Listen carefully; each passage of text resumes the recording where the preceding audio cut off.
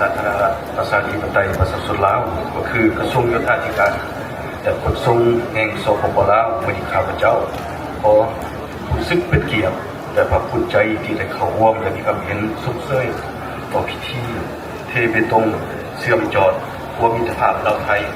แห่งที่หาอันมีความหมายความสำคัญในมื้อนี้ดังที่พวกเราได้พูดนำกันแต่ว่า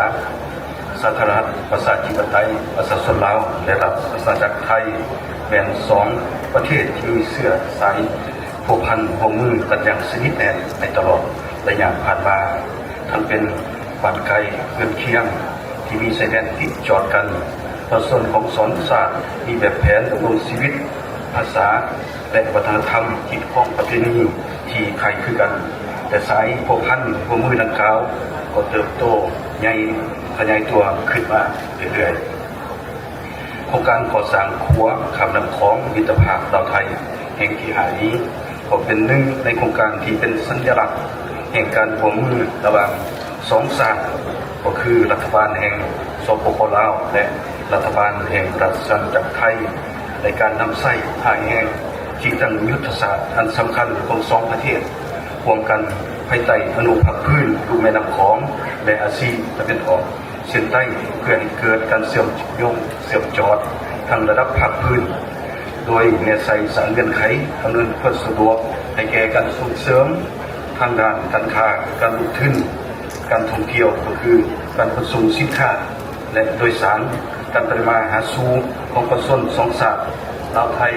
ไทยลาวของพวกเขาของนี้โครงการดังกล่าวยังเป็นโครงการหนึ่งที่สำคัญนอนอยู่ในแผนปฏิบัติงานว่าด้วยการเป็นคู่ร่วมยุทธศาสตร์เพื่อเจริญเติบโตและพัฒนาแบบยืนยงของ2ประเทศพวกเขาโครงการก่อสร้างขัวข้ามลำคลองยุทธภาพลาวไทยแห่งที่หา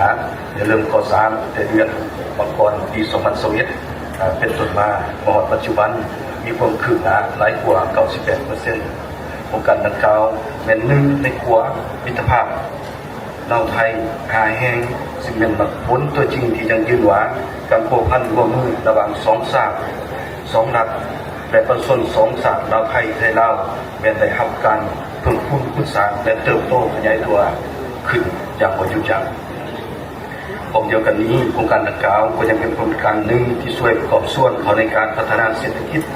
สังคมของ2ประเทศเฉพาะสปปลาวแม่นให้ไปตามยุทธศาสตร์การพัฒนาพื้นฐานโครงสร้างเพื่อหันประเทศลาวจากประเทศ